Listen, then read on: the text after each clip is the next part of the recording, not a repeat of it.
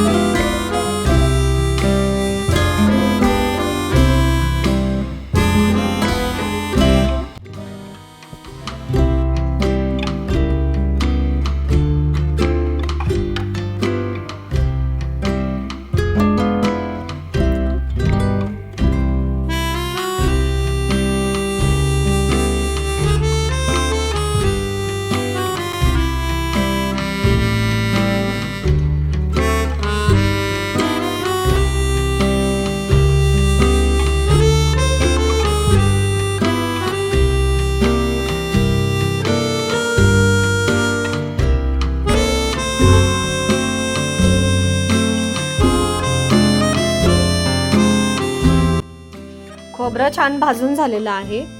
आपण काढून घेऊया आणि त्यामध्ये टाकून घ्यायची दळून घेतलेली मेथी। ही मेथी मी 1 दिवस अगोदर दुधामध्ये रात्री भिजवून ठेवलेली आहे आणि सकाळी ती काढून घेतलेली आहे, मिक्सरला बारीक करून घेतलेली आहे। आणि आता मी त्या मेथीलाही तुपामध्ये छान असं भाजून घेणार आहे, जेणेकरून आपले लाडू अजिबात कडू होणार नाहीये। तुपामध्ये मेथी छान भाजून घेतल्यामुळे ही एक टीप आहे। ह्याचा असा घट्टसर गोळा होतो, मेथी चिकट असते पण काही होत नाही। छान तूप टाकल्यानंतर जसं जसं मेथी आपली खमंग अशी भाजणार आहे तशी तशी ती पूर्ण मोकळी होणार आहे।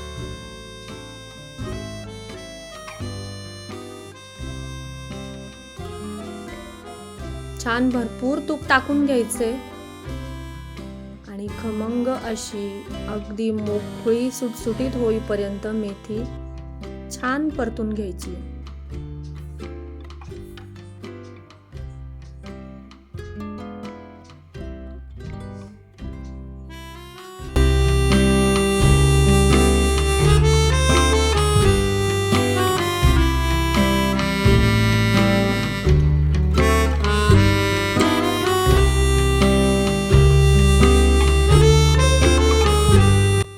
बघू शकता आपली मेथी छान मोकळी झालेली आहे, रवाळ रवाळ अशी झालेली आहे। आपली मेथी छान खरपूस अशी तुपामध्ये भाजून झालेली आहे। आपले लाडू अजिबात कडू होणार नाहीये। मेथी काढून घ्यायची आहे, त्यामध्ये तूप घालून घ्यायचे भांड्यामध्ये पुन्हा एकदा।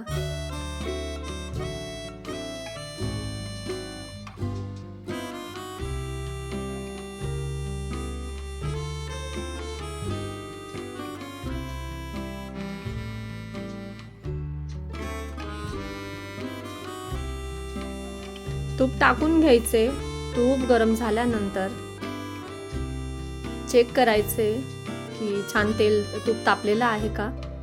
त्यामध्ये मी डिंकाचा एक खडा टाकून बघितलाय, तेल तापलेलं आहे।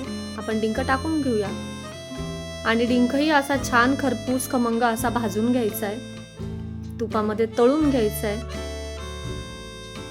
अशा प्रकारे मी सर्व डिंक तळून घेते.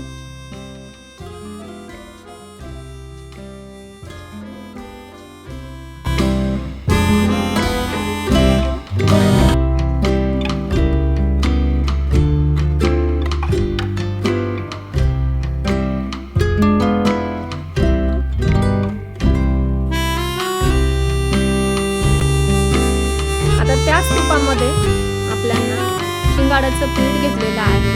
शिंगाड्याचं पीठ आपल्याला याच तुपामध्ये घालून घ्यायचं, त्यालाही भाजून घ्यायचं आहे.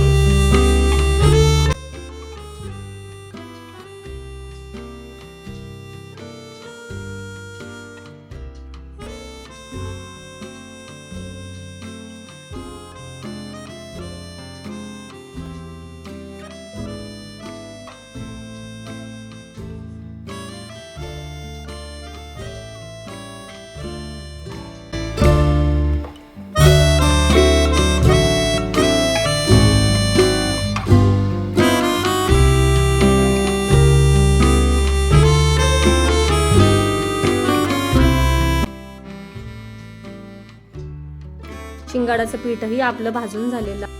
आपलं पीठ भाजतं आहे तोपर्यंत हा तळलेला डिंक आहे तो मी मिक्सरला बारीक करून घेते.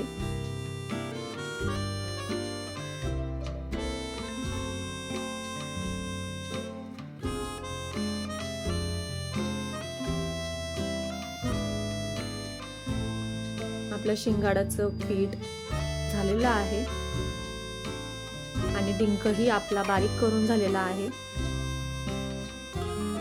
आता कढईमध्ये बारीक किसून घेतलेला गूळ या कढईमध्ये घालायचा आहे. आपल्याला गूळही तुपासोबत छान असा शिजवून घ्यायचा आहे, त्याला उकळी आणून घ्यायची.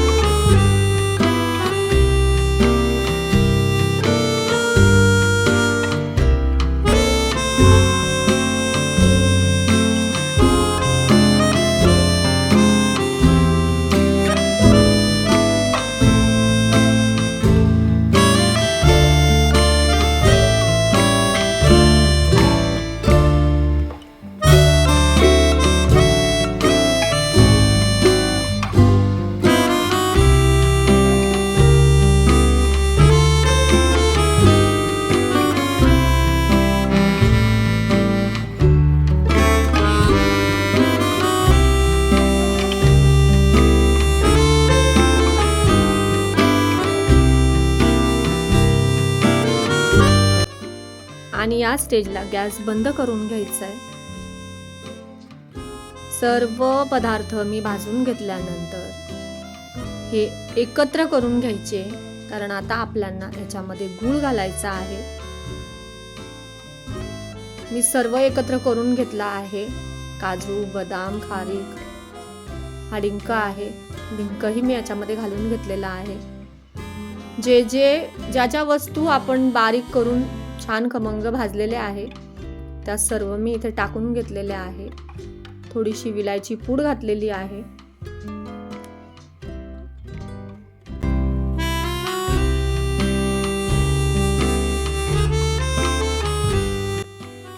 छान असं सर्व मिक्स करून घ्यायचे.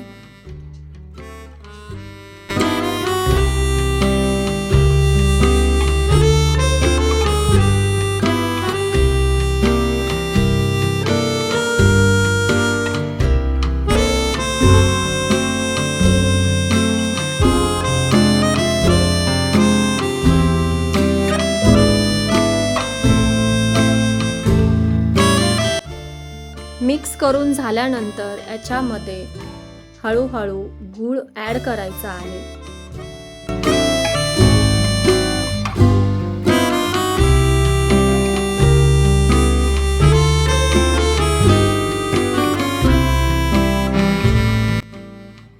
गूळ गरम असल्यामुळे त्याला एका चमच्याने हलवून घ्यायचे आणि एकजीव करायचा आहे. गूळ सर्व बाजूंनी लागला गेला पाहिजे.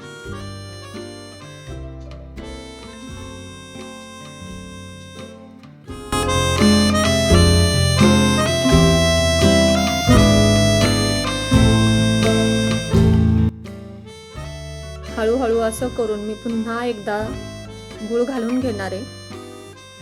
आता मी सर्व गूळ घालून घेतलेला आहे आणि सर्व मिक्स करून घ्यायचं आहे पुन्हा एकदा.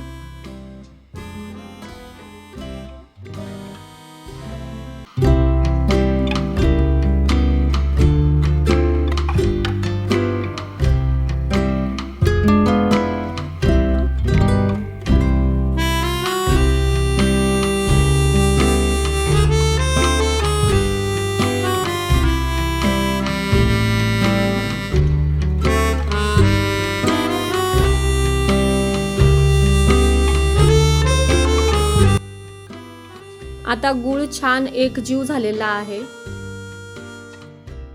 हळूहळू ह्याचे लाडू वळतायत का ते बांधून बघायचे आहे.